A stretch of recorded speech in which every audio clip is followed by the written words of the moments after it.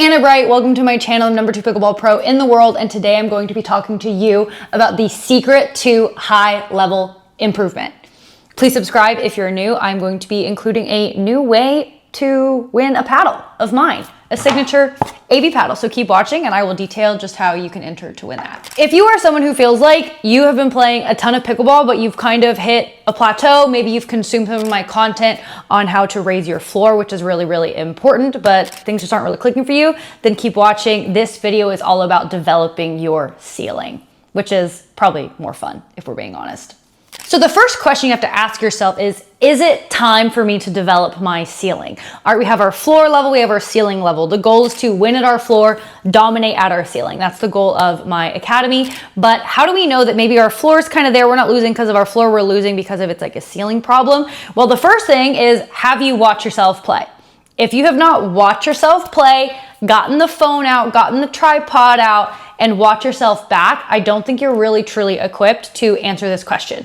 But if you've watched yourself back and you find that you're not losing because of a lack of errors, or you're not just giving away matches, but you're actually losing because you don't apply enough pressure on your opponents, maybe your opponents are too comfortable, then it might be time to work on some ceiling type skills. There's kind of a natural ebb and flow in pickleball and probably in anything, but I am obviously most familiar with pickleball. There are times when you're losing because you are giving it away, and then there are times because you're not doing enough to actually win. So if you watch yourself back and you feel like your opponents are just too comfortable against you, you don't have a shot or two, and that's kind of costing you against better players, but you're getting to the kitchen line pretty well, you're not making a bunch of dink errors, you're not popping the ball up all the time, then it might be time to enter a phase of ceiling development and to actually change what you're working on in your drilling sessions and change how you're watching yourself back. So get the phone out, watch yourself, watch a few matches, and kind of see where you're at. If it's ceiling time, keep watching. Losing because you're not enough of a threat or your opponents are too comfortable is really frustrating, but it's also the most fun spot to be in because it's time to start working on two things. There are two core things to focus on when you're at this stage in your game. The first is going to be developing your pickleball IQ. You might have shots, but you're not using them correctly. The second is going to be adding to your variety. What is variety? Variety to me is your arsenal. It's every single shot that you have in your game. What could you do on a given ball? Could you move it around to a bunch of different spots? Can you mix up your shape, your spin, your speed? That's a big focus for me right now, getting better control over those last three elements. Can you hit weapons off the bounce and out of the air on either side? Variety is so broad and is what literally more than 90% of pickleball coaching focuses on. Just like, do you have a flick? Do you have a forehand speed up? Can you lob? All of these things are really, really important. And these are all like ceiling type skills, developing the variety of your game. I am going to emphasize a big thing I talk about a lot is that there's no variety without consistency.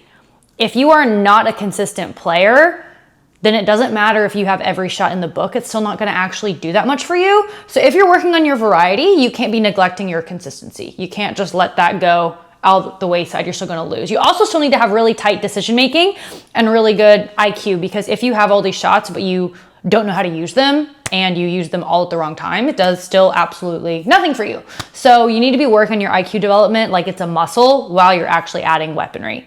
So that's a big focus of my academy, because you can have all the shots in the book. You don't know when or where or how or why you're using them. You're still kind of SOL. But if that's where you're at, then that's really, really exciting. Then in your drilling sessions, you probably need to be working on, super, super specific shots, which is kind of more fun than just hitting resets and thirds and doing kitchen arrival and dink tolerance for an hour and a half. But a lot of you guys watching this probably still need to do both, which is totally fine. All right, guys, I'm gonna try something new.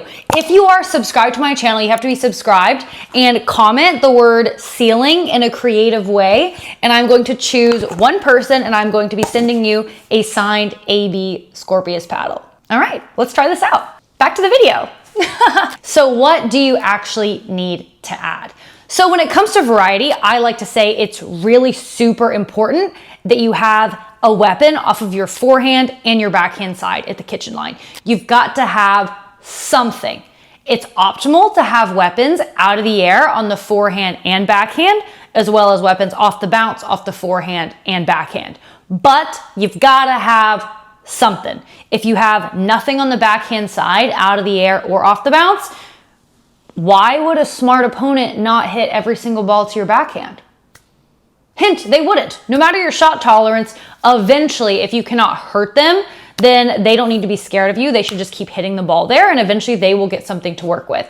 At a higher level, having a completely safe spot is just a recipe for disaster. It might be a long, slow disaster if you're still very consistent, but you need a weapon there. Same thing off your forehand. If you have nothing out of the air or off the bounce, off of your forehand side, your opponent should still hit pretty much every ball there, because eventually they'll get something to work with, or maybe you'll try something that you're actually not very good at. So we need one weapon off of either wing. All right, maybe you have a good backhand flick, maybe you have a good forehand off the bounce. Great. All right, we have those. We take stock of that. We can still get better at them, I'm sure, find different spots, get a little bit more deceptive, but we need something. Optimally, we want to have weapons out of the air and off the bounce on both sides. All right, so I want you to watch yourself back. Honestly evaluate, how good am I out of the air and off the bounce, off each wing? How well can I find different spots? How well can I do it from different parts of the court? I will have resources dropping soon, super hyper focused on variety, which I'm really, really excited about. But that's something that everyone can just do to kind of take inventory of where your game is at. It's super important, and the game is moving towards, at the highest levels, weapons out of the air and off the bounce on both sides. Because if you are only good out of the air, then your opponents know that they have to avoid that, but they can still just make the ball bounce and they're safe. All right. So it's important to kind of have both. Or if you are only good off the bounce, but you're not good out of the air, then your opponents feel like they can roll the ball, they can dink really aggressively to you. We want to be able to both shrink the kitchen and make our opponents feel like nothing is safe. So we want to work towards having both off of either side. Like, I didn't spend time learning how to hit a backhand flick because I thought, you know, it looked cool. I do think it looks cool. Maybe not mine, but in general, it's a cool shot to have. I did it because I was tired of lacking a weapon. It felt like people could just kind of hit aggressively to me all the time, and I couldn't do anything about it. So I was sick of that. It took a long time to kind of get competent out of the air with a flick, but I did it. And you can see this is becoming more and more important in the women's game. You've got to have it. And for the men's game, they've had to have it for a while. On the opposite side, you have all these men learning how to hit two-handed backhands like Ben Johns, J.W. Johnson, Christian Alshon. They're not doing it because they just woke up and wanted a new challenge. They're doing it because they were tired of not having a weapon off the bounce on the backhand side. So it's super important to move towards having both, but you've got to at least have one. I see some players who just have absolutely nothing off of one wing. That's a recipe for disaster at higher levels, because smart players will just hit you every single ball there. So take honest stock of where your variety is at, and look to add what you don't have and refine what you do. So at this point, we've talked about ways to raise your ceiling by actually adding shots. Like for me, a flick.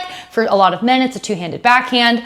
But how do we actually identify when to use those shots or other ways to improve our ceiling?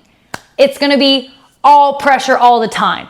Pressure is going to be the key word. If you're watching this video and you feel like you are at a ceiling phase in your game, then it's all about applying more pressure. Adding these new shots is just a way to inflict more pressure on your opponents, to make them feel like less is safe.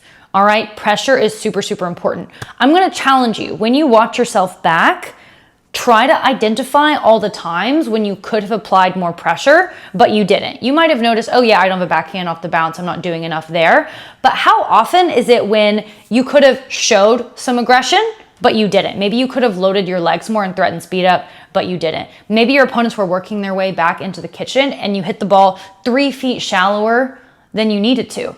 Maybe you kind of were covering the line too much on a ball when they haven't proven they can go line, when you should have been pressuring the middle. These are the things that I notice when I watch myself back.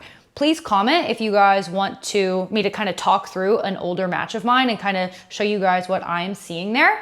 But I think this is super important and a super nuanced skill. We need to be identifying all the times we could have done more, but we didn't. Better players are just doing more consistently in these like small little moments. And it's something that I'm still learning from like Annalie and Ben about. No one applies pressure better than Ben Johns. In fact, if you ask Ben to describe his game in one word, I've done a ton of media with Ben, I would know what he says. I'm always like thinking like, what could I say that's kind of like not tacky? Ben says pressure immediately every single time. It's like, oh, Ben, what's more describing pressure? He always says that, and it's really so true. No one applies pressure better than Ben.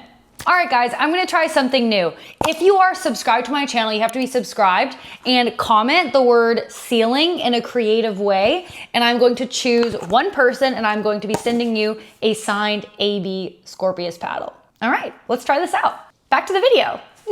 So what I'm looking for and what I notice the most when I watch myself back is not even the things I did do, it's the things I didn't do. All of the times when I could have applied more pressure but didn't. And in my game, those are the things that I am mostly working on. Pressure is a pretty tough word to describe in the context of pickleball. If you look up like pressure in sports, it mainly speaks to, the mental side of dealing with the pressure of the score being tight or closing out a game, which is, very correct and kind of a different understanding of the word. But the definition that I use in my academy is the process of making our opponents feel suffocated, like they have to be perfect, like any error they make, no matter how slight, will be punished to the maximum. That's a definition that I really like to use because it's not about hitting every ball as hard as we can.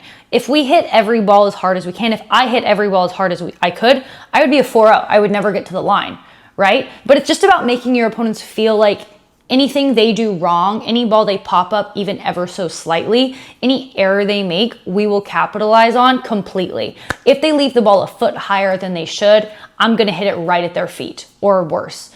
All right, anything they leave a little high, they're getting sped up at, and it's gonna be a good decision to a good spot. That's how we're inflicting maximum pressure. If they hit a dead dink, I'm gonna get there early, I'm gonna really show a lot of aggression, and then they don't know what I'm doing out of that ball. They feel suffocated. That's how we wanna make our opponents feel. We have all felt this way, but we wanna be inflicting this feeling on other people as much as possible. So it's not just about maximum power all the time. You can apply a lot of pressure and hardly speed a ball up. Everyone does this a little bit differently. The way I apply pressure is different from how Anna Lee applies pressure, which is different from how Ben applies pressure. Ben really makes you feel suffocated because he's hardly gonna miss a ball. He's hardly gonna let something work on him 2 times, especially like 2 consecutive matches in a row. And a bad decision, pretty much never. He's never making a bad decision. You're gonna have to come up with something or just subject yourself to the mental warfare of playing like a 100-shot rally because you know that he will. And then someone like Anna Lee applies pressure very differently. Of course, she can dink you to death. She's one of the best dinkers in the game, but she can also speed up pretty much every single ball. She has crippling variety and ability to be so aggressive and just to make you feel suffocated in that way. You really feel like absolutely nothing is safe against her. Hayden Patriquin, probably the highest ceiling in the game, which I've said many times on this channel, applies pressure with incredibly aggressive dinks, incredible variety. So there's a lot of different ways to do it. You have to find out what type of pressure is going to work for you. Are you going to have really tight consistency, anticipation, and decision making? Are you going to apply relentless aggression and make your opponents feel like they have no refuge? Find out what works for you, but you can apply pressure with a lot of different ways. You can focus on your ball movement, your consistency, your dink quality, adding a ton of variety while maintaining your consistency and your decision making, getting really good at countering. There's so many things. You have to kind of pick the small things that are going to be your focus. A cheat code though, work on your 4th shots. That's a cheat code. I'll be making an on-court video soon about the 4th shot, but that's a cheat code. It happens almost every point. You can get better at keeping your opponents back. That in and of itself will really, really help you. I hope this video has helped you realize and identify some ways that you can get better and really improve your ceiling. It's all about making your opponents feel panicky, like nothing is safe against us. We don't want anyone feeling too comfortable. All right, so keep your opponents off balance. Let me know in the comments what you're gonna be working on, and I will see you guys in the next video. Please subscribe if you're not. Bye. And congrats to whoever wins the paddle.